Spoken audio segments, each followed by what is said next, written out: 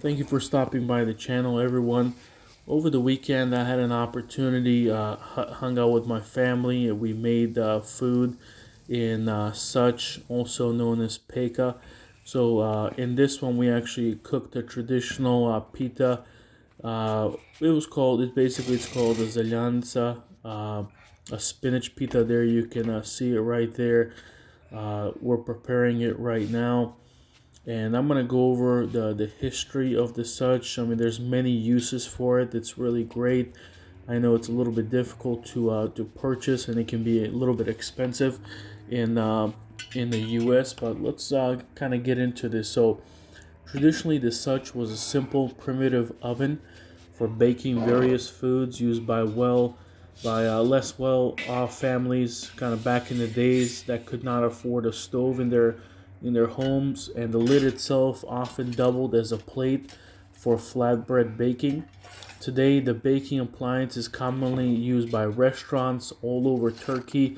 I've been to Turkey. I've seen it in many places, and also in the Balkan Peninsula. That's where I'm from Bulgaria, Bosnia and Herzegovina, Croatia, Greece, Kosovo, Montenegro, North Macedonia, Serbia, and Slovenia. So those are kind of the places where you're going to see where it's cooked. And you can see it all depends on what you're cooking, how much coal you're going to add. So you're going to put coal right on the bottom and then coal on the top to spread the heat around. And again, it depends on what you're gonna cook on there, but mostly you cook meat, fish, vegetables, potatoes, and what happens is that the heat is spread out evenly, so it stays very juicy. And the traditional style of cooking has been adapted mostly because of the specific flavor enhancing properties which enable the food to be lightly smoked. That's the great taste you get. Additionally to the convection cooking process, basically just cooking throughout.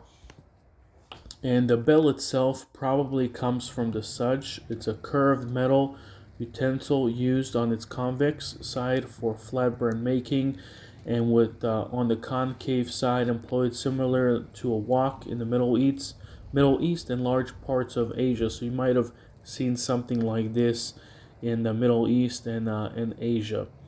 And there you can see the it's called again zeljanca. It's cooking there, and right now we're just checking to see how it's baked at the top and on the bottom. It's a very delicate process, very traditional. So right now we saw that it's baked pretty well on the top, right where we want it, but on the bottom of the pita, of the filet dough, it wasn't cooked that well. So then all we did is we just add coal on the bottom there to heat it up, and it's very delicate, like I said, the process, because you can easily burn the food, so you have to constantly check it.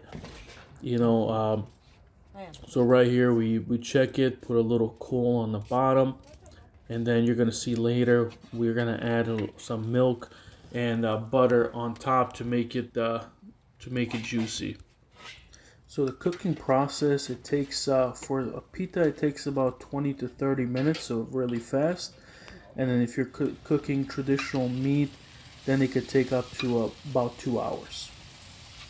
There it is. So we're just adding milk and butter to it, and it's gonna make it very tasty, very juicy.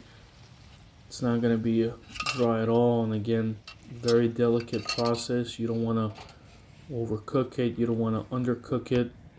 And in the future we'll make some videos on cooking the more traditional way with the meat, like veal and things like that. But here's the finished product getting served, and I ate it. It was delicious.